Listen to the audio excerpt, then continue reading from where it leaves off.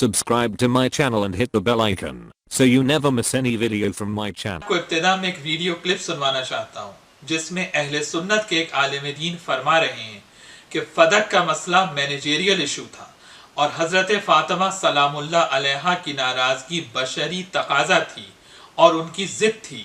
میرے نزدیک یہ مینیجریل ایشو تھا.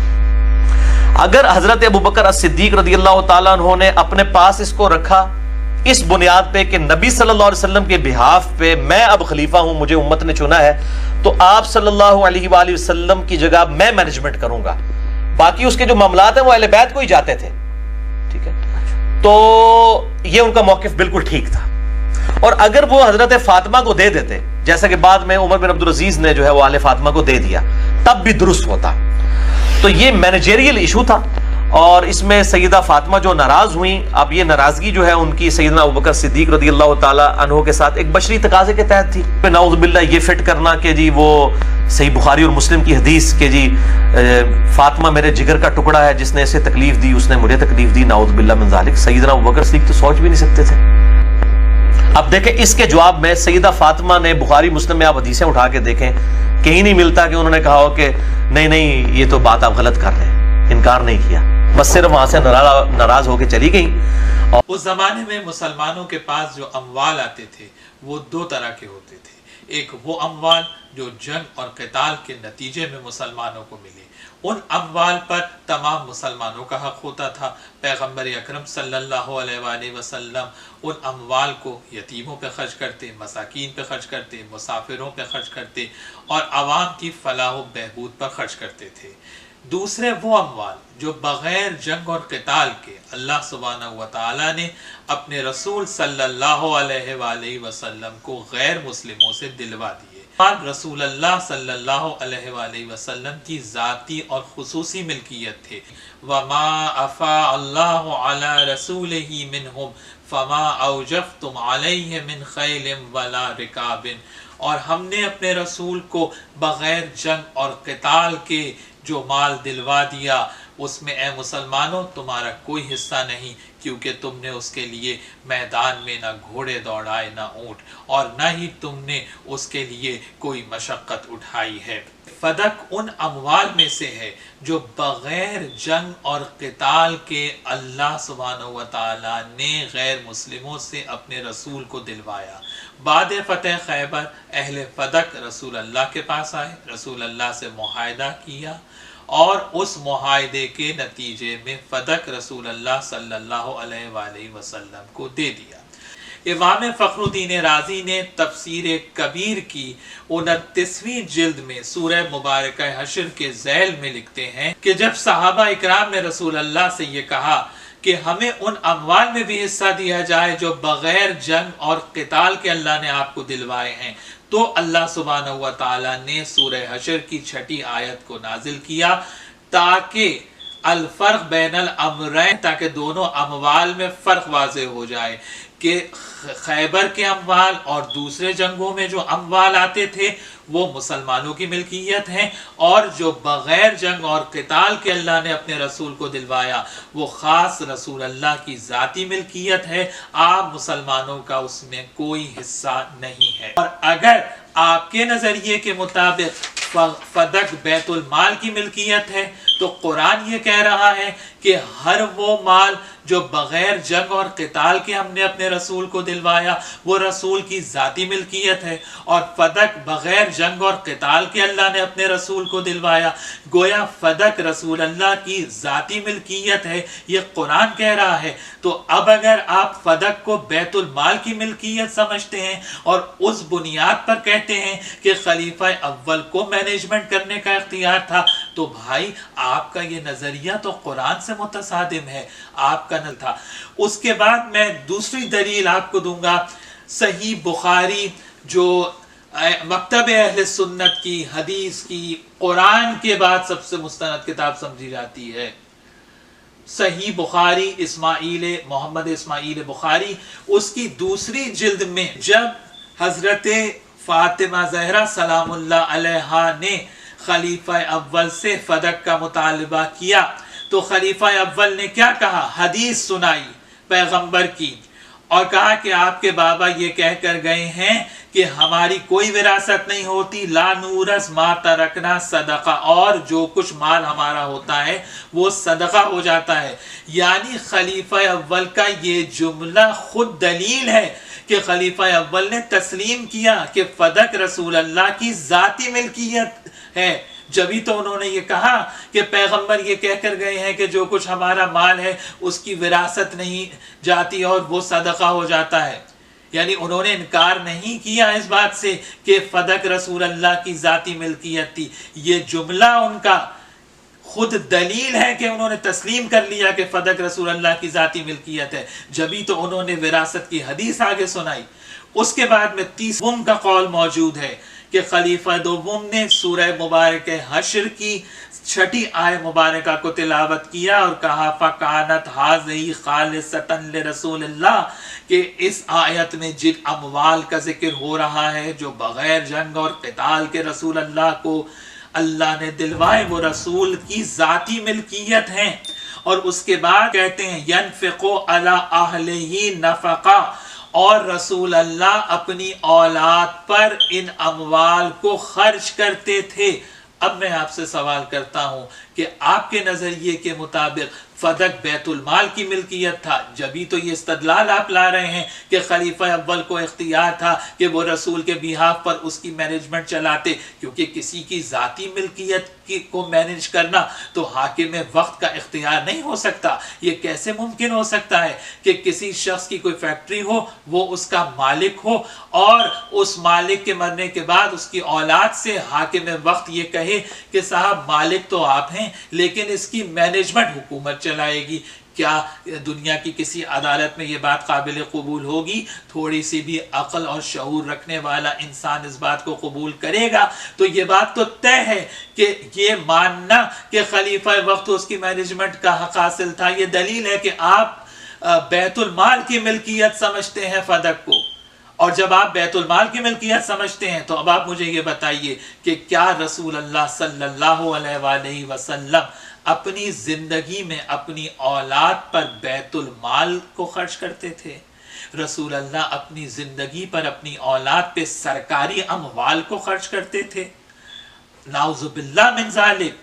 اگر آج ایک عام شخص ہو، ایک عام مسلمان ہو اور کسی سرکاری عہدے پر ہو اور وہ سرکاری پیسے کو اپنی اولاد پر خرچ کرے، اپنے گھر والوں پر خرچ کرے، تو کیا وہ امانت دار کہلائے گا؟ وہ رسول کہ جس کو کافر اور مشرک، صادق اور امین کہتے ہوں، اس رسول کے لیے کیا آپ یہ نظریہ رکھ سکتے ہیں کہ وہ سرکاری اموال کو اپنی اولاد پر خرچ کرتا ہوگا؟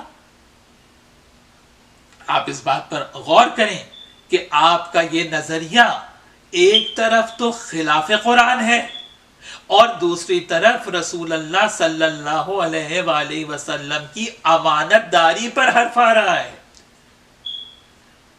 اور اس کے بعد صحیح بخاری کا حوالہ میں نے آپ کو دیا، اب میں مکتب اہل سنت کی مستند ترین کتابوں کے حوالے دینا چاہتا ہوں کہ جس سے میں آپ کے علم میں لانا چاہتا ہوں کہ فدق بیت المال کی ملکیت نہیں تھی، جس کی بنیاد پر آپ یہ کہہ رہے ہیں کہ خلیفہ اول کا ڈیسیشن یہ کہ وہ اس کی مینجمنٹ کریں گے، یہ ڈیسیشن ان کا صحیح تھا۔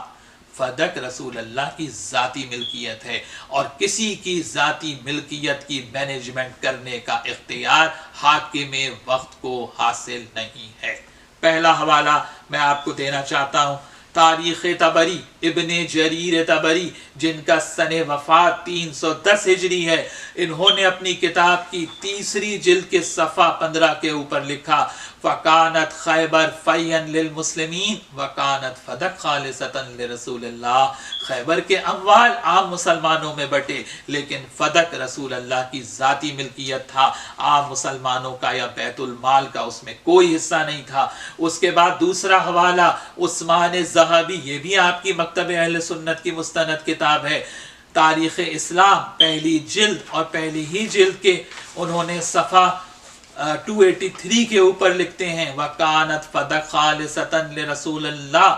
فدق رسول اللہ کے لیے خاص تھا، ان کی ذاتی ملکیت تھا، کیونکہ مسلمانوں نے اس کو حاصل کرنے کے لیے نہ گھوڑے دوڑائے نہ اونٹ۔ اس زمانے میں جتنے بھی افراد تھے उन सबकी ذاتی अमलाक को हाकिम वक्त को अपने कंट्रोल में लेना चाहिए था और ये कहना चाहिए था कि भाई मैनेजमेंट हम चलाएंगे और इसके जो मामलात हैं वो आपको जाएंगे बकौल आपके। तो इसका मतलब ये क्या फदक के लिए कोई ख़ास हुक्म आया था जो हुक्म दूसरे मुसलमानों की अमलाक के लिए नहीं था? फिर ये इस्तिलाह मैनेजरियल इशू, ये इस्तिलाह आप कहाँ से लेकर आए? किस आयत से इस इस्तिलाह को आप लेकर आए हैं? कौन सी हदीस या पैगंबर अकरम सल्लल्लाहु अलैहि वसल्लम का कौन सा जुमला है जो इसको साबित करता है कि मैनेजरियल इशू है फदक का मसला? और फिर यानी आप एक मफरूज़ा बनाते हैं, उस मफरूज़े को दीन में शामिल करते हैं और उसके बाद दलील आपके पास ना कोई आयत है ना हदीस है। दलील क्या है मेरे नज़दीक? तो मेरे भाई, दीन आपके नज़रिए के मुताबिक नहीं चलता। दीन कुरान की मुस्तनद आयात और पैगंबर अकरम सल्लल्लाहु अलैहि वसल्लम की अहादीस के मुताबिक चलता है। और फिर ये कहना कि अगर खलीफा अव्वल फदक दे देते बीवी फातिमा को तो भी सही था और उन्होंने अपने पास रखा तो भी सही था। मेरी समझ में नहीं आता कि कब तक आप लोग दीन के मामलात को इस तरह से चलाएंगे कि ये भी सही है और वो भी सही है, ये भी अच्छा है और वो भी अच्छा है। भाई, दो मुतजाद बातें जब होती हैं तो दोनों हक नहीं हो सकते। आज अगर आप मिसाल लें कि कोई अदालत में जाए और अपने हक का मुतालबा करे और मसलन सुप्रीम कोर्ट ये फैसला करे कि जनाब इसको हक दे दें तो भी ठीक है और अगर हक ना दे तो भी ठीक है, तो आप मुझे बताइए कि कोई जरा सी भी अक्ल शऊर रखने वाला इंसान इस बात को कबूल करेगा?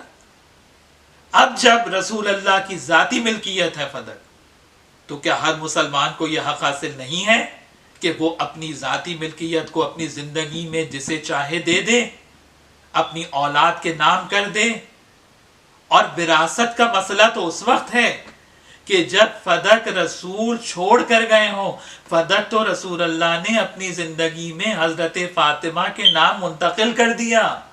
तो इसका माना यह है कि बीबी फातिमा दो मुतालबे लेके गई हैं दरबार में, एक हिबा का मुतालबा था और दूसरा विरासत का मुतालबा था। फदक का मुतालबा हिबा का मुतालबा था कि जो मेरे बाबा मेरी अपनी जिंदगी में मुझे देकर गए थे वो आपने ले लिया, वो मुझे वापस किया जाए। और इसके अलावा जो दीगर अमवाल हैं जिसमें मुझे हक़ विरासत हासिल है वो भी मुझे दिया जाए। यानी अफसोस इस बात का है कि वो अमवाल, वो फदक जो रसूल अल्लाह ने फातिमा ज़हरा सलामुल्लाह अलैहा को हिबा किया था वो भी मुसलमानों ने रख लिया, और जो विरासत में फातिमा ज़हरा का दीगर अमवाल में हिस्सा था वो भी मुसलमानों ने रख लिया। अब मैं आपको अहले सुन्नत की मुस्तनद किताबों से आपके इल्म में लाना चाहता हूँ कि पैगंबर अकरम सल्लल्लाहु अलैहि वसल्लम ने फदक अपनी जिंदगी ही में अपनी बेटी फातिमा ज़हरा सलामुल्लाह अलैहा को हिबा कर दिया था, उनके नाम मुंतकिल कर दिया था। अब मैं अहले सुन्नत ही की किताबों से आपके इल्म में लाना चाहता हूँ कि फदक रसूल अल्लाह की जाती मिल्कियत था और रसूल अल्लाह ने अपनी जिंदगी ही में हजरत फातिमा ज़हरा को हिबा कर दिया था, हजरत फातिमा ज़हरा सलामुल्लाह अलैहा को अता कर दिया था। इसमें सबसे पहला हवाला मैं देना चाहता हूँ मुस्नद अबी याला अल-मूसली। अबी याला अल-मूसली जिनका सने वफात 307 हिजरी है, इन्होंने अपनी किताब की दूसरी जिल्द के सफ़ा 334 पर जब कुरान हकीम की आय मुबारका सूरह बनी इसराइल और उसकी 26वीं आयत की तफसीर के ज़ैल में लिखा, लम्मा नज़लत हाज़िल आया व आते ज़ल क़ुरबा हक़्क़हू दा नबी फातिमा व आताहा फदक, कि जब कुरान हकीम में अल्लाह सुब्हानहू व तआला ने आयत नाजिल फरमाई व आते ज़ल क़ुरबा हक़्क़हू, और रसूल अल्लाह को हुक्म दिया कि अपने क़राबतदारों को उनका हक दे दीजिए, तो रसूल अल्लाह ने हज़रत फातिमा को बुलाया और फदक उन्हें अता कर दिया। इससे ज़्यादा भी वाज़े कोई सबूत चाहिए कि रसूल अल्लाह ने अपनी ज़िंदगी में फदक हज़रत फातिमा को अता कर दिया था, उन्हें मालिक बना दिया था। दूसरा हवाला मैं देना चाहता हूं यहां पर फुतूहुल बुल्दान बलाजुरी की किताब, ये भी अहले सुन्नत की आपकी मोतबर किताब है। पहली, बाबा मुझे फदक दे कर गए थे, मुझे वापस किया जाए। इसका माना यह है कि पहला मुतालबा जो शहजादी फातिमा ने किया है वो विरासत का नहीं किया, पहला मुतालबा तो हिबा का मुतालबा है कि मेरी मिल्कियत है। कानून है इस्लाम का कि जो चीज जिसके तसर्रुफ में होती है वही उसकी मैनेजमेंट चलाता है। सन 7 हिजरी से लेकर और रसूल अल्लाह के विसाल के बाद तक फदक हजरत जहरा की मिल्कियत में था। तो पहला मुतालबा तो हिबा का मुतालबा है। जब वो मुतालबा नहीं माना गया, गवाहों की गवाही नहीं मानी गई, तो फिर जब कहा गया कि आपके बाबा कह के गए हैं कि हमारा अंबिया का कोई वारिस नहीं होता, तो शहजादी ने कहा कि अच्छा अगर तुम हिबा को नहीं मानते तो वारिस भी तो मैं ही हूं। यानी यहां पर ये उस एतराज का जवाब है जो लोग ये एतराज करते हैं कि जब वो हिबा का दावा लेके गई थी तो उन्होंने विरासत को क्यों साबित किया। इसलिए विरासत को साबित करना पड़ा क्योंकि हिबा का दावा झुटला दिया गया सबूत के बावजूद, गवाहियों के बावजूद। तो शहजादी फातिमा ज़हरा ने कहा कि ठीक है, ये तो तुम मानते हो ना कि रसूल की जाती मिल्कियत है, इससे तो इनकार नहीं कर सकते, इस पे तो कुरान गवाह है। तो जब रसूल की जाती मिल्कियत है तो वारिस भी तो मैं ही हूं। यानी अगर हिबा की तरफ से देखेंगे तो भी फातिमा ज़हरा का हक साबित है, विरासत की तरफ से देखेंगे तो भी फातिमा ज़हरा का हक साबित है। उसके बाद मैं तीसरा हवाला देना चाहता हूं अहले सुन्नत की मुस्तनद तफसीर, तफसीर दुर्र मंसूर जलालुद्दीन सयूती। जलालुद्दीन सयूती तफसीर दुर्र मंसूर में सूरह बनी इसराइल की 26वीं आयत के ज़ैल में लिखते हैं, अखरजल बज़्ज़ार अबू यअला इब्ने अबी हातिम इब्ने मर्दवे अन अबी सईद खुदरी रज़ियल्लाहु अन लम्मा नज़लत हाज़िल आया व आते ज़ल क़ुरबा हक़्क़हु दा रसूलुल्लाह फातिमा फ़आताहा फदक, कि जब ये आयत नाजिल हुई कि रसूल को कहा कि अपने कुर्बा को, कराबतदारों को उनका हक दे दीजिए, रसूल ने फातिमा ज़हरा को बुलाया, फदक उन्हें अता कर दिया। खुदा के लिए अपनी किताबों का मुताला करें। और मैं यहाँ जलालुद्दीन सयूती का एक खास उसलूब है, बिरादराने अहले सुन्नत को मैं मुतवज्जे करूंगा क्योंकि ये उन्हीं की तफसीर है कि अगर जलालुद्दीन सयूती कोई ज़ईफ रिवायत नकल करते हैं तो वो साथ में लिख देते हैं बेसनदिन ज़ईफ। आप जाके देखिए तफसीर दुर्र मंसूर में, ये उसलूब है जलालुद्दीन सयूती का। क्या यहाँ पर ये रिवायत नकल करने के बाद उन्होंने लिखा बेसनदिन ज़ईफ? इबारत आपके सामने मौजूद है, तो आप देखिए जब नहीं लिखा इसका माना है कि ये रिवायत जलालुद्दीन सयूती के नजदीक मुस्तनद है, मोतबर है। उसके बाद मैं चौथा हवाला यहाँ पर कंजुल उम्माल मुत्तकी हिंदी की किताब, ये किताब देखिए मेरे हाथ में है, कंजुल उम्माल मुत्तकी हिंदी की किताब, और इसकी तीसरी जिल्द के ऊपर, कंजुल उम्माल की तीसरी जिल्द पर मुत्तकी हिंदी इसी सूरह बनी इसराइल की आयत के ज़ैल में लिखते हैं कि पैगंबर ने हजरत फातिमा को कहा, या फातिमा लके फदक, फातिमा फदक तुम्हारी मिल्कियत है, तुम्हारा है। पांचवा हवाला मीज़ानुल एतदाल ज़हबी की मुतवफ़ा 748 हिजरी, मीज़ानुल एतदाल की तीसरी जिल्द पर ज़हबी ने यही आयत लिखी और रिवायत को लिया सहाबी रसूल हजरत अबी सईद खुदरी रज़ी अल्लाह अन के जब आयत नाजिल हुई व आते ज़ल क़ुरबा हक़्क़हु, रसूल अल्लाह ने हजरत फातिमा को बुलाया और फदक उन्हें अता कर दिया। छठा हवाला फतहुल क़दीर, फतहुल क़दीर का हवाला मैं इसलिए देना चाहता हूँ क्योंकि हमारे जो वहाबी फ़िक्र के हमारे भाई हैं उनके नज़दीक जो हैं वो शौकानी बहुत ज़्यादा मोतबर हैं। शौकानी ने फतहुल क़दीर में इसी सूरह बनी इसराइल की आयत के ज़ैल में लिखा कि लम्मा नज़लत हाज़िल आया व आते ज़ल क़ुरबा हक़्क़ा दा रसूल अल्लाह फातिमा फ़आताहा फदक, रसूल अल्लाह ने फातिमा को बुलाया, फदक अता कर दिया। और उसके बाद दूसरी रिवायत शौकानी ने लिखी अन इब्ने अब्बास, हजरत इब्ने अब्बास रज़ी अल्लाह तआला अन्हो से, लम्मा नज़लत व आते ज़ल क़ुरबा हक़्क़हु अक़्ता रसूलुल्लाह फातिमा फदक, रसूल अल्लाह ने फातिमा को फदक इक़्ता कर दिया। मैं मुतवज्जे कर शवाहिदुत तंज़ील الحاکم حسکانی 5ویں صدی ہجری کے یہ بزرگ ہیں، الحاکم الحسکانی النیشاپوری الحنفی، آپ کے حنفی المذہب بزرگ ہیں 5ویں صدی ہجری کے۔ انہوں نے اپنی کتاب شواہد التنزیل میں سورہ بنی اسرائیل کی اس آیت کے ذیل میں 8 روایتوں کو لکھا ہے، 8 طرق سے روایات کو لے کر آئے ہیں۔ آپ دیکھیے ہر روایت میں یہی لکھا ہے کہ رسول اللہ نے فاطمہ زہرا کو بلایا اور فدق انہیں عطا کر دیا۔ دعا رسول اللہ فاطمہ فآتاہا فدق۔ حضرت ابی سعید خدری رضی اللہ تعالیٰ عنہ سے روایت ہے، حضرت ابن عباس سے روایت ہے۔ تو کیا اگر آپ اس میں ضعیف بھی کہہ دیں تو کیا ابن تیمیہ نے منہاج السنہ کے اندر یہ نہیں لکھا ہے کہ اگر ایک روایت کئی طرق سے آ جائے، ابن تیمیہ تو آپ سب کے سر کے تاج ہیں نا بھائی، کیا انہوں نے نہیں لکھا ہے کہ اگر ایک روایت کئی طرق سے آ جائے اور اس میں ضعیف ہی کیوں نہ ہو تب بھی وہ علمی فائدہ دیتی ہے؟ تو رسول اللہ صلی اللہ علیہ وسلم نے فدق اپنی زندگی میں حضرت فاطمہ کو عطا کیا۔ رسول کی زندگی میں حضرت فاطمہ اس کی مینجمنٹ چلاتی تھیں، حضرت فاطمہ کے وکلاء وہاں کام کرتے تھے، حضرت فاطمہ کے خدام فدق کی مینجمنٹ چلاتے تھے، اور جیسے ہی رسول اس دنیا سے تشریف لے گئے حضرت فاطمہ کے خدام کو، ان کے وکلاء کو وہاں سے بے دخل کر دیا گیا، اور یہی مطالبہ حضرت فاطمہ زہرا نے کیا ہے، فَآتِنِي إِيَّاهَا، مجھے واپس دیا جائے، میرے بابا مجھے دے کر گئے تھے۔ لیکن بعد رسول حضرت فاطمہ زہرا سے فدق لے لیا گیا۔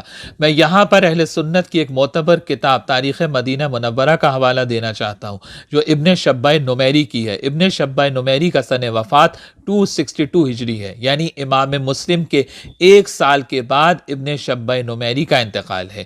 انہوں نے اپنی کتاب تاریخ مدینہ منورہ کی پہلی ہی جلد کے صفحہ 199 کے اوپر لکھا، اِنَّ ابا بکر رضی اللہ عنہ انتزع من فاطمہ فدق۔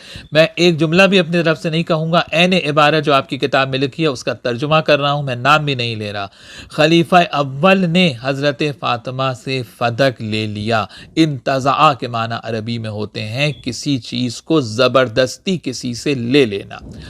اس کے بعد فتوح البلدان بلازری کی کتاب، یہ بھی اہل سنت کی معتبر کتاب ہے، انہوں نے پہلی ہی جلد کے صفحہ 35 کے اوپر پورا واقعہ لکھا ہے کہ جب حضرت فاطمہ فدق کا مطالبہ کرنے گئیں تو انہوں نے خلیفہ اول سے کہا، ان رسول اللہ جعل لی فدق فآتنی ایاہا، میرے بابا مجھے فدق دے کر گئے تھے، مجھے واپس کیا جائے۔ یعنی حضرت فاطمہ نے ہبہ کا مطالبہ کیا تو جواب میں گواہ طلب کیے گئے کہ آپ گواہ لائیے۔ گواہ کس وقت طلب کیا جاتا ہے؟ کہ جب کہنے والے کی بات کی صداقت پر یقین نہ ہو۔ کیا مسلمانوں کو رسول کی بیٹی سیدۃ النساء اہل الجنہ کی صداقت پر یقین نہیں تھا جو گواہ طلب کیے گئے؟ اور قاعدہ کیا ہوتا ہے؟ تمام مسلمان اس سے واقف ہیں، اس میں کوئی اختلاف نہیں ہے۔ قاعدہ ید، لا آف پوزیشن، الناس مسلطون علی اموالہم، کہ جو چیز جس کے پاس ہوتی ہے وہ اس کا مالک ہوتا ہے۔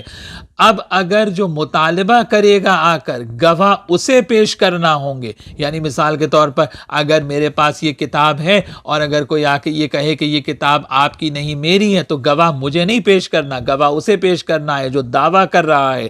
تو یہاں پہ تو معاملہ الٹا ہو گیا، گواہ تو انہیں پیش کرنے چاہیے تھے کہ جو یہ دعویٰ کر رہے تھے کہ فدق بیت المال کی ملکیت ہے، کیونکہ فدق سن 7 ہجری کے بعد سے حضرت فاطمہ زہرا کی ملکیت میں تھا، اور جو چیز جس کی ملکیت میں ہوتی ہے گواہ اسے نہیں پیش کرنا ہوتا، گواہ اسے پیش کرنا ہوتا ہے جو دعویٰ کر رہا ہوتا ہے۔ حضرت علی نے جا کر گواہی دی، ام ایمن نے جا کے گواہی دی، ام ایمن جن کے لیے رسول اللہ نے کہا تھا کہ ام ایمن جنتی عورتوں میں سے ہیں۔ آپ یہ فرما رہے ہیں نا کہ حضرت فاطمہ زہرا یہ حدیث سن کر کہ انبیاء کی وراثت نہیں ہوتی خاموشی سے واپس آ گئی۔ جناب خاموشی سے واپس نہیں آئی، حضرت فاطمہ زہرا نے اپنے حق کو بیان کیا ہے دربار میں۔ حضرت فاطمہ زہرا نے خلیفہ اول سے کہا، من یرثو کا اذا متا، جب آپ مریں گے تو آپ کی وراثت کسے ملے گی؟ قال ولدی و اولادی، خلیفہ اول نے کہا میری اولاد کو ملے گی۔ قالت، تو حضرت فاطمہ زہرا نے کہا، ان یرثو کا اولادک ولا ارثو انا من رسول اللہ، کہ آپ آپ کی اولاد کو تو آپ کی وراثت ملے اور مجھے میرے بابا کی وراثت نہ ملے، یہ کون سا اسلام ہے؟ اور اس کے بعد حضرت فاطمہ زہرا سلام اللہ علیہا نے پورا خطبہ دیا ہے، احتجاج میں پورا خطبہ دیا ہے۔ آپ کہہ رہے ہیں کہ وہ خاموشی سے واپس آ گئیں، انہوں نے کوئی احتجاج نہیں کیا، اور یہ خطبہ اہل سنت کی معتبر کتابوں میں موجود ہے۔ ابن تیفور کے جو 300 ہجری کے بزرگ ہیں، انہوں نے اپنی کتاب بلاغات النساء میں پورا حضرت فاطمہ زہرا کا خطبہ فدق لکھا ہے، اور یہ شیعہ کتاب نہیں ہے۔ ابن تیفور کی کتاب بلاغات النساء اہل سنت کی کتاب ہے کہ جب یہ حدیث سنائی گئی کہ ہم معاشر انبیاء کوئی وارث ہمارا نہیں ہوتا، رسول یہ کہہ کر گئے ہیں، تو حضرت فاطمہ زہرا نے قرآن حکیم کی آیات پڑھی۔ سب سے پہلے سورہ نمل کی 16ویں آیت مبارکہ کی تلاوت کی، وَوَرِثَ سُلَیمَانُ داؤد۔ کیا میرے بابا قرآن کے خلاف بات کریں گے؟ قرآن یہ کہہ رہا ہے کہ حضرت سلیمان داؤد کے وارث ہوئے۔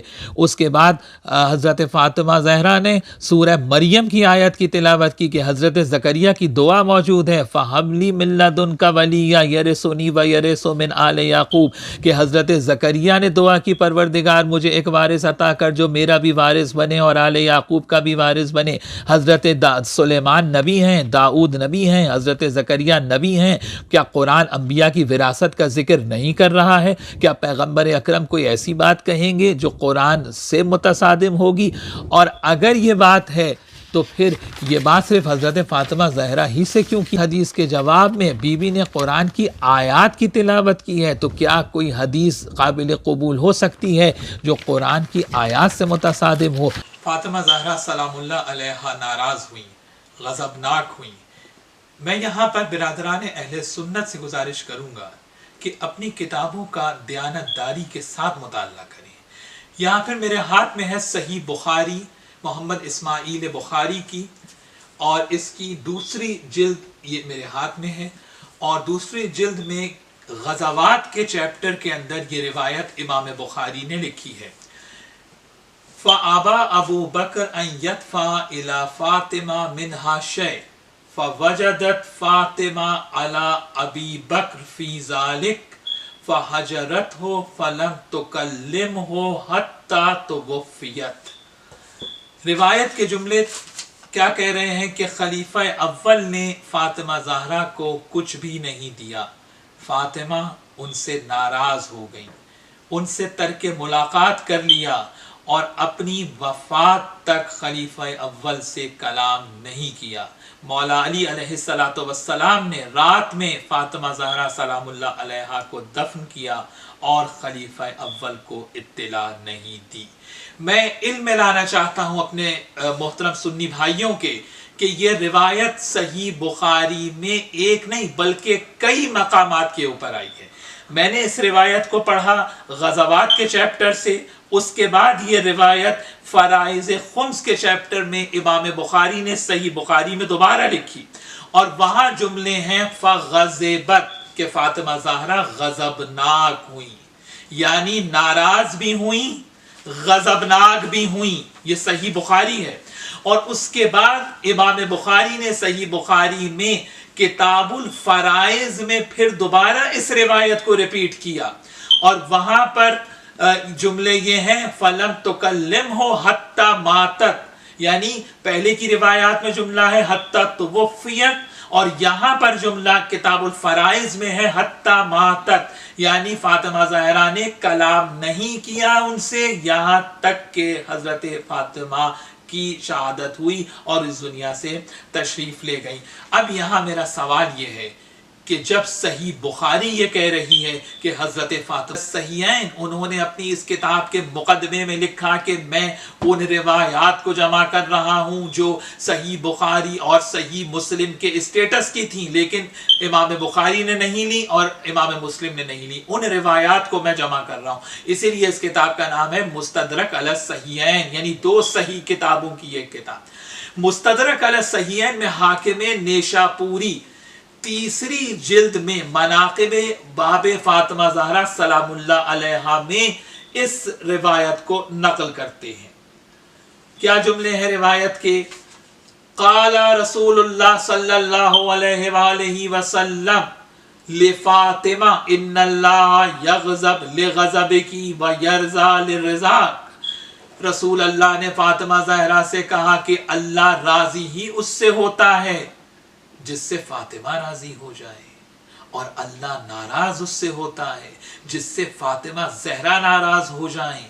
یعنی اس حدیث کی روشنی میں اگر میں یہ کہوں کہ اللہ سبحانہ و تعالی نے ذات مصطفیٰ صلی اللہ علیہ وآلہ وسلم کے بعد اس کائنات میں اگر اپنی رضا کو کسی مخلوق کی رضا سے مشروط کیا ہے، اپنی رضا کو کسی مخلوق کی رضا سے کنڈیشنل کیا ہے، تو وہ ذات فاطمہ زہرا سلام اللہ علیہا ہے۔